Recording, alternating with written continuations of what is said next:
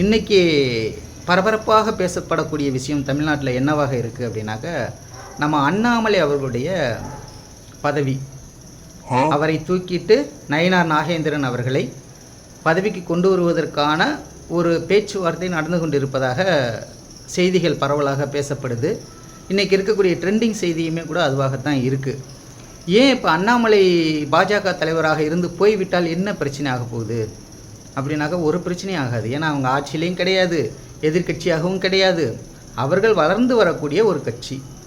இதுக்கு முன்பு வந்த பாஜக தலைவர்கள், தமிழ்நாட்டினுடைய பாஜக தலைவர்கள் அனைவரை காட்டிலும் அண்ணாமலை கொஞ்சம் நல்லா செயல்பட்டார் அப்படிங்கிறத நம்ம சொல்ல முடியும்.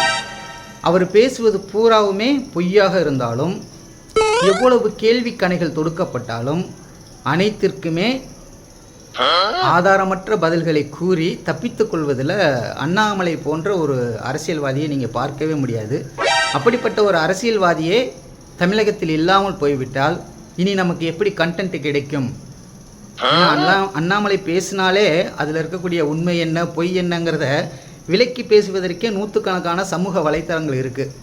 இப்போ அண்ணாமலை போயிட்டார்னா அவர் இடத்தை பூர்த்தி செய்வதற்கு யார் வரப்போகிறாங்க? நயினார் நாகேந்திரன்லாம் அந்தளவுக்கு பேசுவாரா? ஹெச் ராஜா அந்தளவுக்கு பேசுவாரா அப்படின்னாக்கா அப்படியெல்லாம் பேச மாட்டாங்க. இவர் மட்டும்தான் இந்த அளவுக்கு பாஜகவை வளர்த்தெடுத்ததில் ஒரு முக்கிய பங்காற்றினார்.